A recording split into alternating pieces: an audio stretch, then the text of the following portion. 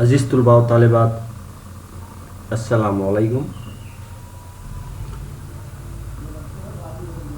گزشتہ لیکچر میں ہم نے جیلانی بانو کا جو افسانہ موم کی مریم ہے، اس افسانے کا ابتدائی حصہ جو ہے اس کو ہم نے تکمیل کیا تھا، جس میں راوی کے ذریعے کچھ باتیں بیان کی گئی ہیں۔ جیلانی بانو راوی کے ذریعے ایک لڑکی کے بارے میں اس کے جو مختلف نظریات ہیں، اس نے اس کو جو مشاہدے میں پایا تھا، ان باتوں کا اس نے تذکرہ کیا ہے۔ افسانے کی شروعات میں راوی کہتا ہے کہ اندھیرے میں وہ جب لیٹا ہوا رہتا ہے تو اندھیرے میں پھر اس لڑکی کی اسے یاد آ جاتی ہے۔ جیسے ہی اسے وہ یاد آتی ہے، وہ جس طرح سے سگریٹ کی راکھ کو بجھایا جاتا ہے، ویسے ہی اس خیال کو یا اس خیالی تصویر کو راوی زمین پر چھٹک دیتا ہے۔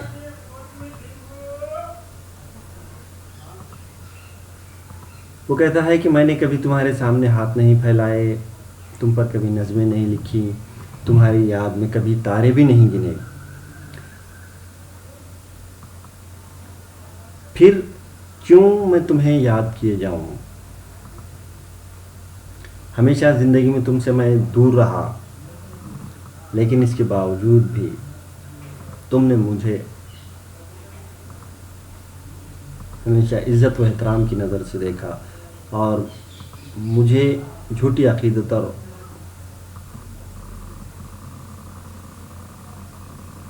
مضحکہ خیز احترام کے ایک خلیج کے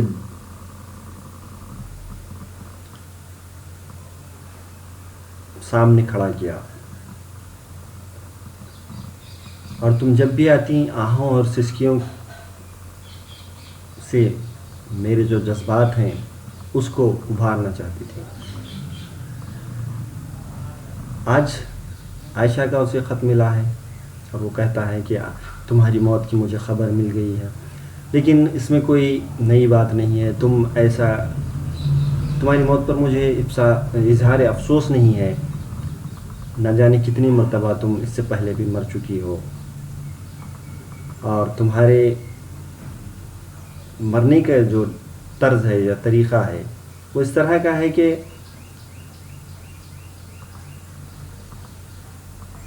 موت جو آئی ہے وہ کس طرح سے، یعنی کہ کئی نغمے سانس کے اندر ہی دم توڑ دیتے ہیں، یا پھر کتنے بادل بنا برسے گزر جاتے ہیں، اس طرح کی مثالوں کے ذریعے راوی بیان کر رہا ہے کہ تم اس طرح سے ہر بار یا کئی مرتبہ مر چکی ہے۔ پھر وہ آگے کہتا ہے کہ تم تو زندہ تھی ہی کب، مادی طور پر تم چلتی پھرتی نظر آتی تھی، لیکن تمہارے اندر جان موجود نہیں تھی۔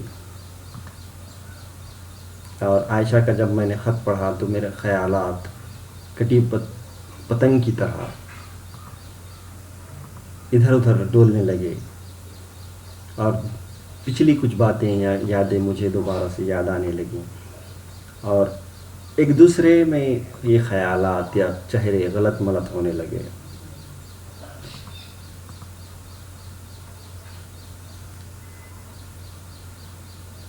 آگے کہتا ہے راوی کہ تمہارے جو خیالی وجود سے باتیں نہیں کر رہا تھا میں، بلکہ تمہاری جو جانی پہچانی آہیں اور سسکیاں تھیں،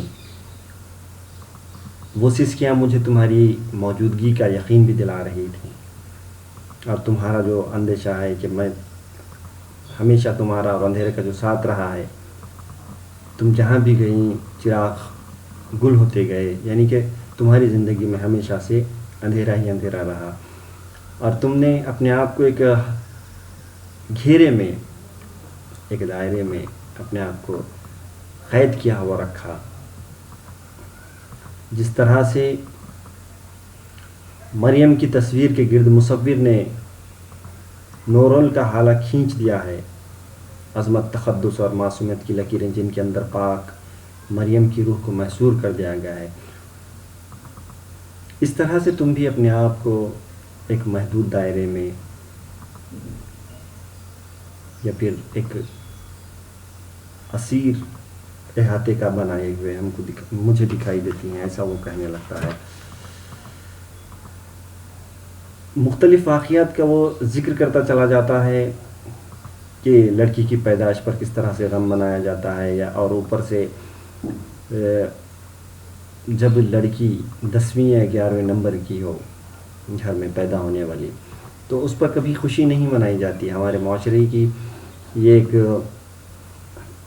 جو تلخ حقیقت ہے اس کو یہاں پہ بیان کیا گیا ہے، اور ان کے ساتھ جو رویہ جو سلوک کیا جاتا ہے اس کو یہاں پہ خوبصورت ڈھنگ سے پیش کیا ہے، اور اس بات کو بتانے کی کوشش کی ہے کہ سماج کا یہ ایک ناسور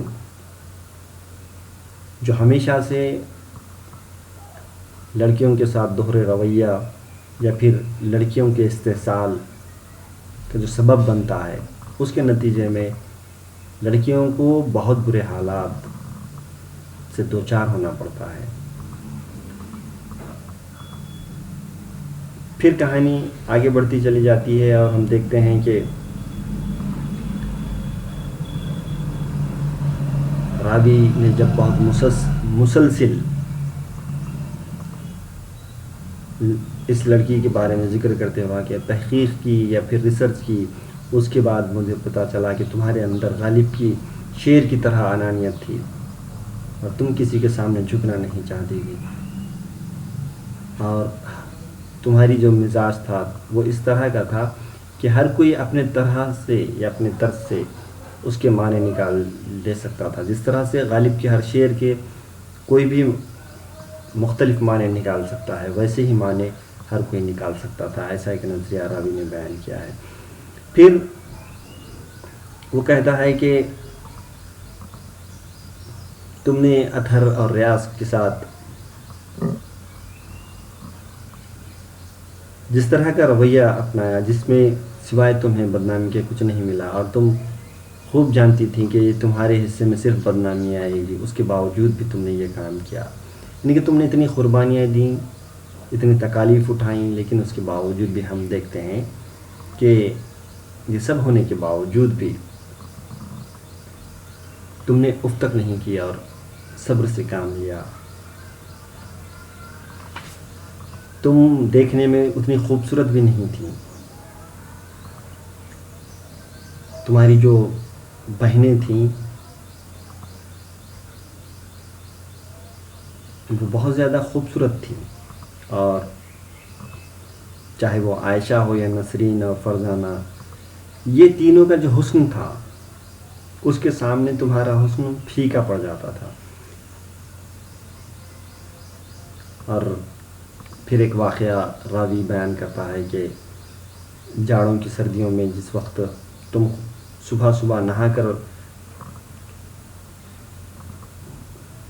آئی تھی، اس وقت تمہاری ماں نے جو کہا تھا کہ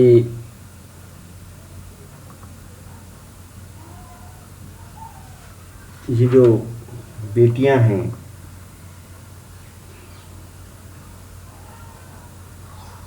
وہ آج نہ کل بہائی جائیں گی، آج کل جو یہاں ہیں آج ان کو موج مستی کرنے دو، لیکن کل جب بہا کر وہ کہیں اور چلی جائیں گی، کسی شاہد یا ناصر کلرک کے ساتھ ان کی جب شادی ہو جائے گی تو ہر سال ایک ننھے بچے کے لے کر وہ آئیں گی، اور پھر 10-12 سالوں کے بعد وہ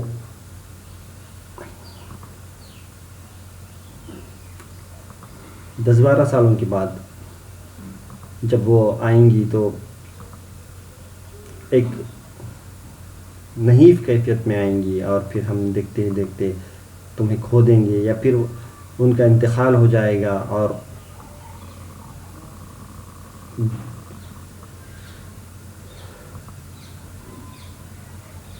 مختلف بیماریوں کا وہ شکار ہو کر اس دار فانی سے کچھ کر جائیں گے. اس طرح کا ایک نظریہ بھی وہ بیان کرتے دکھائی دیتا ہے راوی. تو یہ جو حقیقتیں ہیں اس پر ایک قسم کا طنز، ایک قسم کا نظریہ راوی یہاں پہ پیش کر رہا ہے. اور یہ تمام باتیں جیلانی بانو نے جو معاشرے میں دیکھی تھیں اس کو انہوں نے بڑے ہی خوبصورت ڈھنگ سے پیش کرنے کی کوشش کی ہے. پھر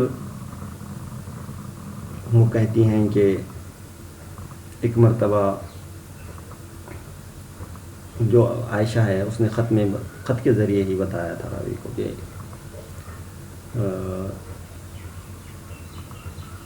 وہ تو بار بار اسے خط لکھا کرتی تھی راوی کو اور اس کا جواب دینے کے لیے بھی زور دیا کرتی تھی، لیکن اس کے باوجود بھی کبھی اس نے جواب نہیں دیا.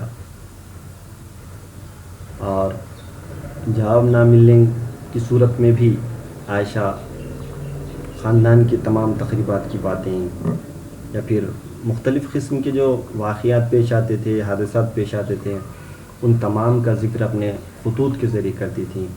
اور آج اس نے ایک خبر راوی کو دی، وہ یہ کہ بھائی جان قدسیہ کے یہاں چھوٹی خالہ امجد بھائی کا پیغام لے کر گئیں، تو قدسیہ نے خود آ کر ان سے کہہ دیا کہ وہ امجد سے شادی نہیں کرے گی. یہ جس کا ذکر راوی کر رہا تھا وہ قدسیہ لڑکی ہے.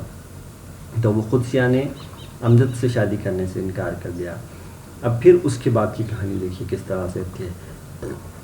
سنا ہے چچا ابا زہر کھانے والے ہیں اور سارے خاندان میں تھو تھو ہو رہی ہے. قدسیہ نے امجد سے شادی سے انکار کیا ہے اس لیے جو چچا ابا ہیں وہ زہر کھانے والے ہیں اور خاندان میں تھو تھو ہو رہی ہے. اس دن بہت دنوں کے بعد جیل کی تنہا کوٹھڑی میں مسکرا سکا. اس دلیرانہ جرات پر میں نے غائبانہ طور پر تمہاری پیٹھ ٹھونکی تھی اور کہا تھا کہ جس خول میں اپنے آپ کو لپٹے ہوئے ہیں وہ جگہ جگہ سے ٹوٹ رہا ہے. جی چاہا کہ فوراً چچا ابا کو زہر کی ایک شیشی بھیج دوں تاکہ وہ صرف ارادہ کر کے ہی نہ رہ جائیں. تم پھر ایک بار میرے سامنے آئی تھی. تو راوی اس وقت تو جیل میں تھا اور جیل میں جو خطوط عائشہ کے ذریعے ملتے تھے اس میں یہ سب تمام اطلاعات ملتی تھی. تو جس وقت تم نے امجد سے شادی کرنے سے انکار کیا تو اس وقت مجھے تمہارے اس دلیرانہ جرات پر یا اس فیصلے پر مجھے بہت فخر ہوا تھا اور میں نے تمہاری غائبانہ طور پر پیٹھ تھپ تھپائی تھی. اور اس کا جی کیا چاہ رہا تھا کہ فوراً چچا ابا کو زہر کی شیشی بھیج دوں تاکہ وہ صرف ارادہ نہ کریں بلکہ زہر کھا لیں اور اس دنیا سے چلے جائیں. پھر تم ایک بار میرے سامنے آئی تھی جھنجھلا کر سویٹر ادھیڑتی ہوئی. پھر میں اس واقعے کو بھول گیا. عائشہ اپنے خطوں میں لکھتی رہی کہ تمہارا اور ریاض کا رومان چل رہا ہے. اپنی صفائی میں کچھ کہنے کی کوشش مت کرو. مجھے معلوم ہے کہ تم نے اپنی محبت کو کامیاب بنانے کی کتنی کوشش کی. پھر وہ آگے راوی کہتا ہے کہ پھر تم ایک بار وہ سویٹر ادھیڑتی ہوئی میرے سامنے بھی آئی تھی اور پھر میں اس واقعے کو بھول گیا. عائشہ نے خطوں کے ذریعے مجھے بتایا تھا کہ تمہارا اور ریاض کا جو ہے رومان چل رہا ہے اور تم نے اپنی محبت کو کامیاب بنانے کے لیے کئی کوششیں کی ہیں. تم اپنی صفائی میں کچھ مت کہو. لیکن ریاض تمہارے ہاں کالے پالک تھا، تمہارے دسترخوان کے جھوٹے ٹکڑوں پر پڑا تھا. پھر چچا ابا کو اس کی سنگن ملی تو ریاض گھر ہی سے نہیں شہر ہی سے نکال دیا گیا اور تم نے بڑے تحمل سے محبت کی اس لاش کو دل کے قبرستان میں دفن کر دینا چاہا. پھر وہ ریاض سے محبت کرتی ہے لیکن ریاض کو چچا ابا نے ہی پالا پوسا تھا، انہی کے ٹکڑوں پر پل کر وہ بڑا ہوا تھا. جب چچا ابا کو اس کی خبر ملتی ہے تو وہ اسے اس شہر سے ہی ہکال دیتے ہیں، گھر سے نہیں بلکہ شہر سے ہی ہکال دیتے ہیں. اور تم نے اس وقت بھی صبر سے کام لیا اور صبر سے کام لے کر تم نے کیا کیا؟ محبت کی اس لاش کو دل کے قبرستان میں تم نے دفن کر دیا. لیکن شاید ایسا نہ ہو سکا کیونکہ مردار کھانے والے گدھ جو ایسے موقعوں کی تلاش میں مارے مارے پھرتے ہیں اس لاش کو باہر کھینچ لائے، جی بھر کے اس سے لطف اٹھایا اور پھر اسے چیر پھاڑ کر رکھ دیا. تمہاری بیماری کو بڑے خوفناک معنی پہنائے گئے. یعنی یہ سب ریاض کی امانت کو ٹھکانے لگانے کے بہانے ہیں اور تم اپنے کمرے ہی میں نہیں پڑی رہتی بلکہ ریاض کے ساتھ فرار ہو چکی ہو. اب اس پر ہوتا یہ ہے کہ وہ بہت زیادہ بیمار کی طرح دکھائی دیتی ہے، اور اس کو مختلف طرح کی باتیں پیش کی جاتی ہیں، کی گئیں، اور پھر تمہاری جو بیماری ہے اس بیماری کو مختلف قسم کے معنی دیے گئے، اور پھر یہ کہا گیا ہے کہ ریاض کی جو امانت ہے اس کو تم ٹھکانے لگانے کا یہ ایک بہانہ ہے، مختلف قسم کی مختلف باتیں، یہ مختلف الزامات تم پر عائد کیے گئے،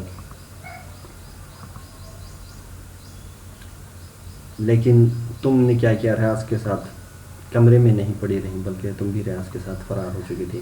یہ باتیں میں نے بہت دور بیٹھ کر سنی اور ہر بات کو یقین کے خانے میں ڈالتا گیا۔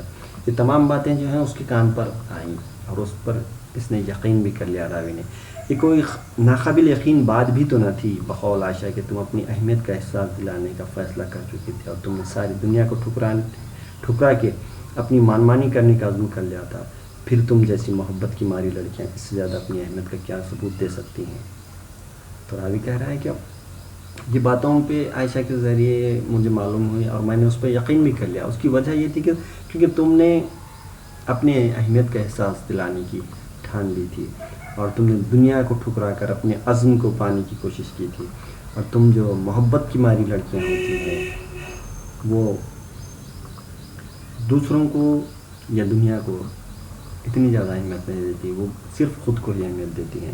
اس کے بعد جب میں رہا ہو کر گھر آیا تو تم وقت کا ایک اہم موضوع بن چکی تھیں، یا عائشہ کے الفاظ میں کچھ کر دکھانے کی دھن میں اپنا رہا سہا وقار بھی کھو بیٹھی تھیں۔ اس دوران میں تم اپنے ماسٹر سے بھی محبت کر چکی تھیں جو تمہیں پڑھانے آتا تھا، ایک سیدھا سادہ خطرناک حد تک شریف انسان جو اپنی مظلومی اور بیچارگی ظاہر کر کے دوسروں سے رحم کی بھیک مانگتا تھا۔ پہلے اس نے تمہیں شرافت اور عزت کے سبق پڑھائے، اپنی بیچارگی اور دکھ کے افسانے سنائے، اس کی محبوبہ نے اسے دھوکہ دیا تھا۔ پھر وہ راوی جو ہے جیل سے رہا ہو کر آتا ہے، اس وقت آنے کے بعد جو واقعات اس کے سامنے سنائے جاتے ہیں وہ سن کر ان کو دنگ ہو جاتا ہے، اور پھر تم نے کچھ کر دکھانے کی کوشش میں اپنا رہا سہا جو وقار تھا اس کو بھی کھو دیا تھا، اور ان دنوں تم جو ماسٹر تمہیں پڑھانے کے لیے آتا تھا اس سے بھی محبت کر چکی تھی، اور ماسٹر کی فطرت کیا تھی، وہ سیدھا سادہ تھا، خطرناک حد تک شریف انسان جو اپنی مظلومی اور بیچارگی ظاہر کر کے دوسروں سے رحم کی بھیک مانگتا تھا۔ ایسا ایک ماسٹر تھا وہ، اور اس نے پہلے تمہیں شرافت اور عزت کے ساتھ سبق پڑھائے، اپنی بیچارگی اور دکھ کے افسانے بھی سنائے، اور اس کی محبوبہ نے اسے جو دھوکہ دیا تھا اس پر بھی اس نے بات کی تھی۔ محض غربت کی وجہ سے اسے ٹھکرا دیا تھا۔ یہ محبوباؤں کے دھوکہ دینے کا دکھڑا بھی کتنا فرسودہ ہو چکا ہے، اور محبوبہ نے اسے کیوں ٹھکرایا تھا؟ کیونکہ وہ غریب تھا ماسٹر، اس وجہ سے۔ پھر اس کی پیاسی دنیا میں تم نے اپنی ہمدردی کے چند خطرے برسانے چاہے، اپنے طرز عمل سے اس کا دکھ کم کرنا چاہا، اپنی غم کی کہانی بھی اسے سنا ڈالی۔ پھر کورس کی کتابوں کو ایک جانب سمیٹ کر تسلی اور تسکین کے سبق پڑھائے جانے لگے۔ پھر تمہارا ماسٹر بیمار ہو گیا اور چچا ابا نے دوسرا ماسٹر رکھنا چاہا تو تم نے پڑھنے سے انکار کر دیا۔ تم اس ماسٹر سے پڑھنا چاہتی تھی اور اس کی مزاج پرسی کے لیے اس کے گھر جانے پر مصر تھی۔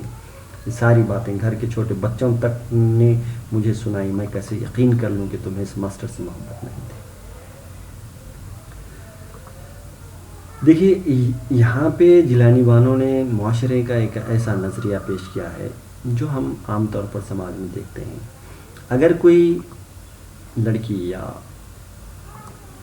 اگر ہمدردی کرتی ہے کسی سے تو اس کو ساتھ ساتھ بغیر سوچے سمجھے ایک محبت کا نام دے دیا جاتا ہے۔ ہو سکتا ہے ایک استاد اور شاگردہ اپنے استاد کی جو پریشانیاں ہیں اس کو دور کرنے کی کوشش کر رہی ہو۔ اب یہاں پہ جیسا کہا گیا ہے کہ جب وہ ماسٹر بہت زیادہ بیمار ہو جاتا ہے تو پھر جو قدسیہ ہے وہ ماسٹر کی مزاج پرسی کرنے کے لیے گھر پہ جانے پر مصر ہوتی ہے، پھر اور اسی ماسٹر سے پڑھنا چاہتی ہے۔ چچا ابا جب دوسرے ماسٹر کا انتظام کرنے کی کوشش کرتے ہیں تو اس پر گھر کے تمام لوگ ناراض ہو جاتے ہیں اور گھر کے بچے تک یہ کہانی سناتے ہیں۔ وہ کہتا ہے کہ میں کیسے یقین نہیں کر رہا ہوں کہ راوی کہ تم نے ماسٹر سے محبت نہیں کی تھی۔ صرف ہمدردی تھی، یہ انسانیت کا جذبہ ہی تھا جو تمہیں ایک رات چپکے سے اٹھا کر ماسٹر کے گھر لے گیا، اور جب تم ابھی دروازہ ہی کھٹکھٹا رہی تھی کہ چچا ابا کی ڈنڈی کی ضرب سے بے ہوش ہو گئی، اور تم نے صرف ہمدردی کی خاطر ماسٹر کی جو حالت تھی ترس کھانے جیسی، اس حالت پر ترس کھا کر تم اس کے گھر گئی تھی چپکے سے رات کو، لیکن جب دروازہ ہی کھٹکھٹا رہی تھی تو چچا نے سر پر ڈنڈا مار کر تمہیں بے ہوش کر دیا تھا۔ پھر مہینوں گھر والے تمہارے سائے سے بھی اچھوتوں کی طرح بچتے پھرے، گھر کی لمبی لمبی ناک والی عورتوں نے خاندان میں نکلنا چھوڑ دیا، چچا ابا نے وقت سے پہلے پینشن لے لی، اور سارے خاندان میں کھڑی ہو کر تم نے اپنی ماں سے کہا کہ امی جو میرا جی چاہے گا کروں گی، یا پھر آپ لوگ مجھے مار ڈالیے۔ پھر سب نے دوسری بات سے اتفاق کر لیا، یعنی تم مار ڈالی گئی۔ پھر ہوا یہ کہ اس ہمدردی کے نتیجے میں اس سے بہت زیادہ تکالیف اٹھانے پڑے قدسیہ کو۔ گھر کی جو سب لوگ تھے اس کے اچھوتوں جیسا اس کے ساتھ رویہ اختیار کرتے ہیں قدسیہ کے ساتھ۔ پھر لمبی لمبی ناک والی جو عورتیں تھیں خاندان میں نکلنا چھوڑ دی۔ اب یہاں پہ لمبی لمبی ناک والی عورتیں خاندان میں نکلنا چھوڑ دینا کیوں کہا گیا ہے؟ کیونکہ ناک کا کٹ جانا جسے کہا جاتا ہے اس کے بارے میں یہاں پہ بات کی جا رہی ہے۔ پھر چچا ابا بھی وقت سے پہلے پینشن لے لیتے ہیں، اور سارے خاندان میں جب کھڑی ہو کر قدسیہ کہتی ہے کہ میرا جی جو چاہے میں کروں گی، یا پھر آپ لوگ مجھے مار ڈالیے، تو سب لوگوں نے دوسری بات پر اتفاق کر لیا اور اسے مار ڈالا۔ سب نے تم پر فاتحہ پڑھا، لیکن شمیم ماموں اس فاتحہ میں شریک نہیں ہوئے تھے۔ رفتہ رفتہ دوسرا زخمی بھرنے لگا، پھر شمیم ماموں کی ناز برداریوں نے اسے مٹا ڈالا تھا، وہ تم پر بے حد مہربان تھے۔ عائشہ کہتی تھی شمیم ماموں کی عذرا تو قدسیہ کی کلاس فیل ہے، جیسی ان کی لڑکی ویسی قدسیہ، پھر کیسے ایک لڑکی کو گھل مل کر مر جانے دیں۔ شمیم ماموں مدتوں سے اپنی بیوی بچوں سے قطع تعلق کر کے اکیلی زندگی گزار رہے تھے، صرف اتنی سی بات پر کہ ان کی بیوی کبھی اچھی طرح ساڑی نہ باندھ سکی۔ ایک بار مجھے عائشہ نے لکھا تھا تم بہترین ساڑی باندھنے پر اسکول میں نام لے چکی ہو، وہ اپنے بچوں کو چھوڑ کر تمہیں سیر کرانے لیے جاتے، تمہارے صدقے میں سارا گھر سنیما دیکھتا، پکنک پر جاتا، تم کوئی اعلیٰ ڈگری لینا چاہتی تھی، اور چچا ابا تمہیں تنہا ہاسٹل میں چھوڑنے پر تیار نہ تھے، اس لیے بیچارے شمیم اپنی وکالت کے بے شمار اہم کام چھوڑ کے 12 بجے رات تک فارسی اور اردو شاعروں کا کلام پڑھاتے، اور عشق و تصوف میں ڈوبے ہوئے اشعار کا مطلب تم سے پوچھتے۔ سب کے ٹھکرائے جانے سے پہلے تم خود ہی کسی سے بات کو ناپسند نہ کرتی تھی، دن بھر پلنگ پر اوندھی پڑی نہ جانے کیا سوچا کرتی، کوئی بات نہ کرتا تو شکایت نہ کرتی، شمیم ماموں سر پر ہاتھ پھیرتے تو منع نہ کرتی۔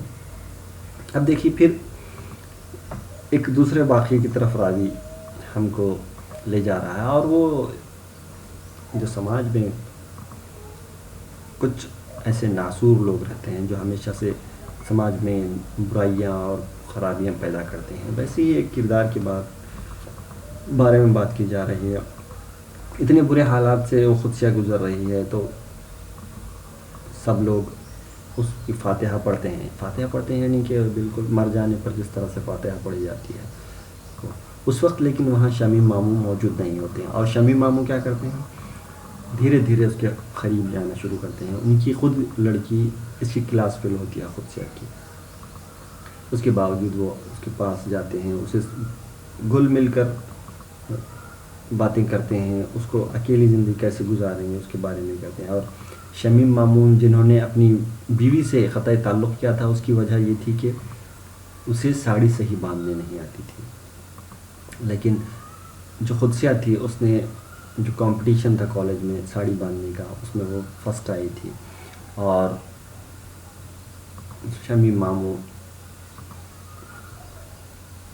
اس قدسیہ کو سینما دکھانے لے جاتے، اور ساتھ میں تمام کا تمام گھر بھی سینما دیکھنے چلا جاتا، پکنک پر چلا جاتا۔ یہ چچا ابا اسے تنہا ہاسٹل میں نہیں چھوڑنا چاہتے تھے، اس لیے وہ شمیم ماموں کے ذریعے فارسی اور اردو پڑھاتے تھے، اور شمیم ماموں اپنا سارا کام یا وکالت کا کام چھوڑ کر 12 بجے تک فارسی اور اردو کی شاعروں کا کلام عشق و محبت کی باتیں، اشعار کے مطلب سے پوچھتے خدشہ سے اور اس کو سمجھانے لگتے. کوئی اس سے شکایت بھی نہیں کرتا تھا. اور وہ تو ویسے تو تم پہلے بھی کسی سے بات کرنا پسند نہیں کرتی تھیں، دن بھر پلنگ پر اوندھی پڑی رہتی تھی اور نہ کوئی بات نہیں کرنے پر بھی شکایت نہیں کرتی تھی. شمیم ماموں تمہارے سر پر ہاتھ پھیرتے تو منع بھی نہ کرتی، ہاتھ پکڑ کے موٹر میں بٹھا دیتے تو بیٹھ جاتی. ممکن ہے تم سے ان کی ویران زندگی نہ دیکھی گئی ہو اور انسانیت کے تقاضے نے مجبور کر دیا، مگر تمہاری یہ روش کتنی تعجب خیز تھی. ممانی کو اپنا مستقبل خطرے میں نظر آنے لگا اور سب کی سوالیہ نگاہیں پھر تمہارے چہرے پر پڑ گئیں. پھر کیا ہوتا ہے کہ شمیم ماموں کی جو ویران زندگی ہے اس پر تم نے ترس کھا کر ان انسانیت کے جو تقاضے نے تمہیں مجبور کیا ہے تم اس کو پورا کرنے کی کوشش کرتی. حالانکہ یہ تعجب خیز تھا اور ممانی کو اپنا مستقبل خطرے میں نظر آیا اور انہوں نے تمہارے چہرے پر یا تم پر سوال یا نشان لگانے شروع کر دیا. ایک رات جب شمیم ماموں تمہیں پڑھا رہے تھے کمرے میں کچھ شور سا ہوا، پھر تم بغیر دوپٹے کے بھاگتی ہوئی کمرے میں آئی اور پلنگ پر گر کر رونے لگی. چچی نے تمہارے کمزور جسم پر اپنی دانست میں بڑے زوردار دھموکے رسید کیا اور بہت سی مرغیاں کڑکڑانے لگیں. جواب میں سسکیاں روک کے تم نے بڑی مشکل سے کہا، میں ادھر بھی جاؤں سب مجھی کو برا کہتے ہیں. مجھے کیا معلوم تھا وہ اتنا کمینہ. اور مجھے ہنسی آ گئی. کوئی مرد ماموں نہیں ہوتا، ماسٹر نہیں ہوتا، شریف نہیں ہوتا، صرف کمینہ ہوتا ہے جو عورت سے سب کچھ لینے کے بعد بھی اسے جھلملاتے آنسوؤں کے علاوہ کچھ نہیں دے سکتا. پھر ایک رات کا واقعہ یہاں پہ بیان کیا گیا کہ شمیم ماموں تمہیں پڑھا رہے تھے، پھر کمرے میں کچھ شور کی سی آوازیں آئیں اور تم بغیر دوپٹے کے بھاگتی ہوئی کمرے میں چلی گئے اور پلنگ پر گر کر رونے لگی. چچی نے کیا کیا؟ تمہارے کمزور جسم پر اپنی دانست میں بڑے زوردار مکے مارے اور جواب میں تم نے سسکیاں لینی شروع کی اور لیتے ہوئے بڑی مشکل سے کہا کہ میں جدھر بھی جاؤں سب مجھے کو برا کہتے ہیں. مجھے کیا معلوم تھا کہ وہ اتنا کمینہ. اور مجھے ہنسی آ گئی. تو وہ تم کہتی ہے، خدشہ کہتی ہے کہ مجھے کیا معلوم کہ وہ شمیم ماموں اتنے کمینے ہیں. پھر یہ سن کر راوی کو ہنسی آ جاتی ہے. کوئی مرد ماموں نہیں ہوتا، ماسٹر نہیں ہوتا، شریف نہیں ہوتا، صرف کمینہ ہوتا ہے جو عورت سے سب کچھ لینے کے بعد بھی اسے جھلملاتے آنسوؤں کے علاوہ کچھ نہیں دے سکتا. شمیم ماموں نے سوچا ہوگا کہ اگر ریاض یا ماسٹر تمہیں کوئی امانت نہ دے سکے تو وہ کیوں نہ اسی بہتی گنگا میں ہاتھ دھو لیں، جبکہ وہ کسی رشتے ناطے سے تمہارے فرضی ماموں بھی بنے ہوئے تھے. پھر تو ان کی بیوی نے شہر بھر میں یہ خبر عام کر دی کہ تم چاہو تو بیوی بچے والے بوڑھے مردوں کو بھی بھٹکا سکتی ہو. پھر کسی میوزیم میں رکھی ہوئی لاکھوں سال پرانی ممی کی طرح تم ایک نمائش کی چیز بن گئی. پھر ممانی نے پورے شہر میں اس کو بدنام کر دیا خدشہ کو، اور یہ بات عام کر دی کہ تم نے بوڑھے مردوں کو بھی بھٹکانا شروع کر دیا ہے. اور پھر ہوا یہ کہ لاکھوں سال پرانی ممی کی طرح ایک تم نمائش کی چیز بن گئی. لمبی لمبی چھتوں کو پھلانگتی ہوئی یہ بات سارے شہر کا گشت لگا کر تمہارے ماتھے پر چھپ گئی. عورتیں لڑکیاں دور دور سے بچوں کولہوں پر ٹکاتے، ناک پر انگلیاں رکھے تمہیں دیکھنے کو آتی. مردوں کی محفلوں میں بلند قہقہوں اور فحش گالیوں کے درمیان تمہارا نام آ جاتا تو خود بھی اس لٹنے والے باغ میں جانے کو طبیعت مچل اٹھتی. اتھر اسی مال غنیمت کی امید میں آیا تھا. میرا چھوٹا بھائی جو اپنی آوارگی کے سبب حوالات تک ہو آیا تھا کالج سے نکال لیا گیا تھا اور متفقہ طور پر یہ طے ہو گیا تھا کہ اسے کوئی اپنی بیٹی نہ دے گا. پھر پورے شہر میں خدشہ کو بدنام کر دیا جاتا ہے. ہر بری محفل میں خدشہ کا نام لیا جانے لگتا ہے. اس طرح کے خدشہ بے عزتی کی جاتی ہے، اس کو بہت زیادہ بدنام کیا جاتا ہے. اس کا قصور یہ تھا کہ وہ ہمدردی کا جذبہ رکھتی تھی، لیکن معاشرے میں سماج میں ایسے لوگ موجود تھے جنہوں نے اس کی ایک سادہ لوہی کو یا ہمدردانہ مزاج کا غلط فائدہ اٹھایا تھا. پھر وہ آگے کہتا ہے کہ اس کا راوی کا چھوٹا بھائی اتھر جو حوالات سے آیا تھا، اس کو کوئی بیٹی دینے کے لیے بھی تیار تھا. متوسط طبقے کا ایک بیکار نوجوان جس سے لوگ مایوس ہو گئے تھے، جس سے سب لوگ مایوس ہو گئے تھے. یعنی کہ ایک ایسا نوجوان جس سے سب لوگ مایوس ہو گئے تھے. باہر کی تفریحوں کے علاوہ اور بھی کئی لڑکیوں کو جھانسا دے چکا تھا، بلکہ راحت کے متعلق تو مشہور ہے کہ صرف اطہر کی وجہ سے اس کے شوہر نے اسے چھوڑ دیا اور وہ مائکے میں دن گزار رہی ہے. وہ ایک ایسا شخص تھا جو بہت زیادہ بدنام تھا. اس نے کئی لڑکیوں کو جھانسا دیا تھا، اور راحت نام کی ایک لڑکی ہے، اس کے تعلق سے تو یہ بات بھی مشہور تھی کہ اطہر کی وجہ سے ہی اس کے شوہر نے وہ راحت کو چھوڑ دیا تھا. مگر اتنے سیاہ کارناموں کے باوجود تمہاری جانب سے مایوس نہ لوٹا. اتنے برے کام کرنے کے باوجود بھی تم نے اسے مایوس نہیں کیا تھا اطہر کو. ساری دنیا سے دھتکارا ہوا، بے رحم، منہ پھٹ، چیخ چیخ کر باتیں کرنے والا اطہر، جسے ابا روز گھر سے نکال دیتے، امی کوسنے دیتی اور عائشہ اپنی قسمت پر صبر کر کے بیٹھ جاتی. اگر بہنوں کے بھائی قابل فخر نہ ہوں تو کتنی بد نصیب نظر آتی ہے. پھر ہوتا یہ ہے کہ اس کے یہاں راوی تمام برائیاں بیان کر رہا ہے، یعنی کہ بے رحم ہے، منہ پھٹ ہے، چیخ چیخ کر باتیں کرنے والا ہے، اور جس کو اس کے ابا گھر سے ہمیشہ نکال دیتے، امی اس کو کوستی ہیں، اور عائشہ جو اس کی بہن ہے وہ اپنی قسمت پر صبر کر کے بیٹھ جاتی تھی. خوبصورت کماؤ بھائیوں کے بھروسے پر ہی تو وہ کتنی ہی ناکوں کو اپنے سامنے رگڑ سکتی ہے. یعنی کہ جو بھائی بیکار اور ناکارہ ہوتے ہیں وہ ان کو بہنیں اپنے آپ کو ویسی بہنیں اپنے آپ کو بد نصیب سمجھتی ہیں، اور جو بھائی بہت محنتی، بہت اچھے ہوتے ہیں، ان کے بھروسے پہ وہ کئی لوگوں کو اپنے سامنے ناک رگڑوانے کے لیے کہہ سکتی ہیں. عائشہ کی ساری توجہ مجھ پر مرکوز ہو گئی تھی. لڑکیوں کے لیے میری خشک اور بے ربط زندگی میں بھی کوئی کشش نہ تھی، مگر پھر بھی میری شخصیت کو گھر میں کافی اہمیت دی جاتی تھی. راوی کہہ رہا ہے کہ عائشہ مجھ پر پوری توجہ دیتی تھی. لڑکیوں کے لیے میری خشک اور بے ربط زندگی میں کوئی کشش نہ تھی، لیکن اس کے باوجود بھی میری شخصیت کو گھر میں کافی اہمیت دی جاتی تھی. تمہاری بارگاہ میں اطہر کو کیسے شرف نیاز بخشا گیا، یہ بات سب کے لیے حیران کن تھی. وہ تو صرف اپنے خوبصورت جسم اور بے باک لہجے سے مور کے سر کرتا تھا، اور تم نے ہمیشہ بجھے ہوئے دل اور بیمار ذہن تلاش کیے تھے. اطہر جو تھا اس کو تم نے کیسے یہ شرف بخشا، یا تم نے اس کے ساتھ کیسے شادی کے لیے تیار ہوئی، میں نہیں جانتا. یہ سب کے لیے حیران کر دینے والی بات تھی. وہ تو صرف اپنے خوبصورت جسم اور بے باک لہجے سے مورے کے سر کرتا تھا. اس کا جو خوبصورت جسم تھا اور اس کا جو بے باک لہجہ تھا اس سے وہ مورے کے سر کرتا تھا. تم نے ہمیشہ بجھے ہوئے دل اور بیمار ذہن تلاش کیے ہیں، لیکن قدسیہ نے ہمیشہ بجھے ہوئے دل اور بیمار ذہن تلاش کیے ہیں. یہاں پر مجھے اپنی پچھلی ریسرچ بیکار معلوم ہوئی، اور اسے اٹھا کر پھینکنے سے پہلے میں نے تم سے راہ رسم بڑھانا چاہا ہے. میں نے تم پر جو تحقیق کی تھی پچھلی، وہ مجھے یہاں بیکار دکھائی دیا، اور میں کیا چاہتا ہوں، میں اسے پھینک دینا چاہتا ہوں. پھینک دینے سے پہلے لیکن تمہارے ساتھ تعلقات بڑھانا چاہتا ہوں. مجھے گھر میں رہنے کا اتفاق بہت کم ہوتا، خصوصاً تم سے تو کبھی بے تکلفی سے بات بھی نہ کر سکا تھا. اس لیے ایک گھر میں رہنے کے باوجود ہم بہت دور رہتے تھے. تم ہمیشہ مجھ سے چھپانا چاہتی، کیونکہ پہلے دن ہماری ملاقات نے بڑی تلخ فضا پیدا کر دی تھی. اس دن ہماری ملاقات ناشتے کی میز پر ہوئی تھی. تم شاید میری سنجیدگی کی بات عائشہ سے پہلے ہی سن چکی تھی اور مجھ تک اپنے کارنامے پہنچانے سے گریز کر رہی تھی. احتیاط سے سر پر پلو ڈالے، نظریں جھکائے یوں بیٹھی تھیں جیسے کسی پادری کے سامنے اپنے گناہوں کا اعتراف کرنے آئی ہوں. تو راوی ہے وہ کہہ رہا ہے کہ مجھے گھر میں رہنے کا اتفاق بہت کم ہوا، اور جب ہم پہلی جو ملاقات ہوئی تھی وہ بڑی تلخ ہوئی تھی، اور میں نے تم سے کبھی بے تکلفی سے بات بھی نہیں کی ہے.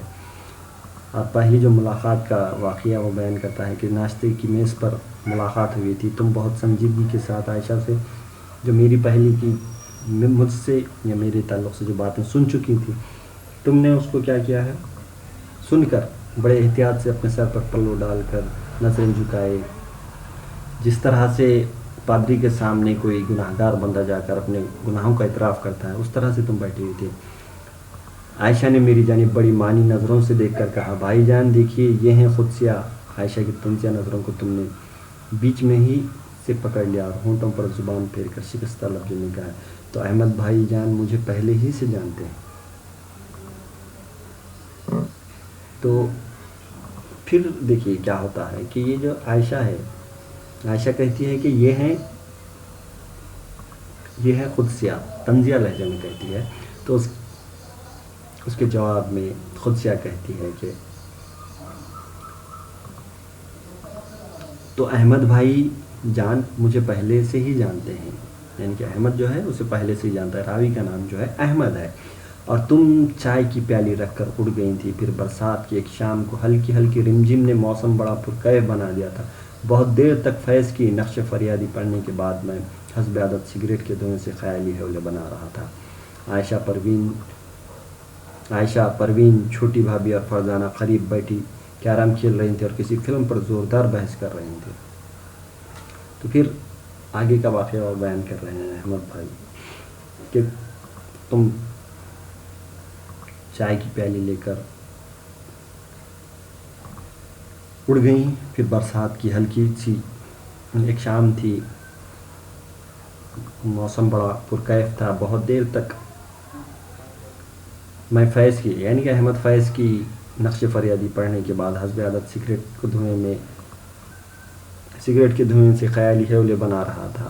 عائشہ پروین چھوٹی بھابھی اور فرزانہ قریب میں بیٹھی کیرم کھیل رہی تھیں اور جو سچی محبت اور جو کسی فلم پر زوردار بحث بھی کر رہی تھیں، جس میں ایک ہیرو 2 لڑکیوں سے محبت کرتا ہے اور ڈائریکٹر ہر بار اس محبت کو سچی محبت بنانے پر مصر ہے۔ فلم کون سی ہے؟ ایک ہیرو ہے اور 2 لڑکیاں ہیں جن سے وہ محبت کرتا ہے، اور دونوں کو اپنی محبت سچی ہے اس بات کا یقین دلانے کی وہ کوشش کرتا رہتا ہے۔ عائشہ کے خیال میں یہ محبت کی توہین تھی یا ہیرو کی ابوالحسی تم ان کے قریب والی کرسی پر بیٹھی سیاہ ساٹن کے ایک ٹکڑے پر ننھے آئینے ٹانک رہی تھی، جن کی بہت سی شعاعوں نے مل کر تمہارے چہرے پر مشعلیں سی جلا دی تھی۔ اپنی رائے کو زیادہ وزنی بنانے کے لیے عائشہ نے مجھ سے پوچھا، آپ بتائیے بھائی جان، کیا محبت ایک بار سے زیادہ کی جا سکتی ہے؟ اور میں نے بلا سوچے سمجھے کہہ دیا، قدسیہ سے پوچھو۔ تمہارے ہاتھ کام کرتے کرتے رک گئے، چہرے پر جلتی ہوئی مشعلیں بجھ گئیں اور تم گہری شکایت آمیز نظروں سے مجھے دیکھتی ہوئی کمرے سے باہر چلی گئی۔ پھر ہوتا یہ ہے کہ یہ جو بحث چل رہی ہے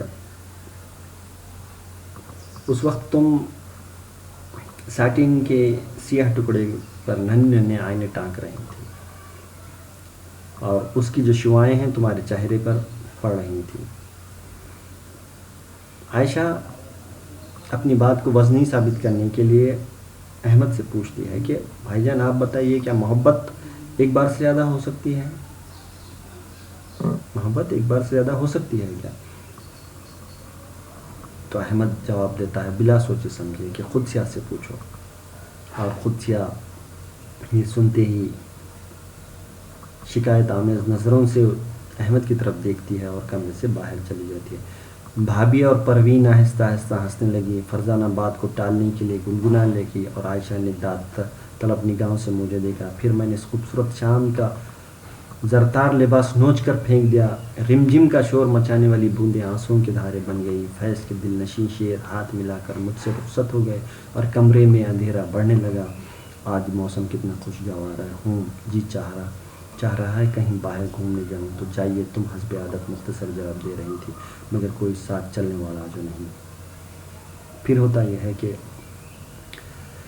اس جواب پر احمد کے بھابھی اور پروین آہستہ آہستہ ہنسنے لگتی ہیں، فرزانہ گنگنانے لگ جاتی ہے اور عائشہ اس جواب کی داد طلب نگاہوں سے اس کی طرف دیکھتی ہے، اور پھر یہ جو خوبصورت شام تھی اس کا لباس یا پھر یہ خوبصورت شام اب خوبصورت نہیں رہی، اور پھر رمجم کا شور مچانے والی بوندیں آنسوؤں کے دھارے بن گئے، یعنی کہ قدسیہ رونے لگ جاتی ہے اور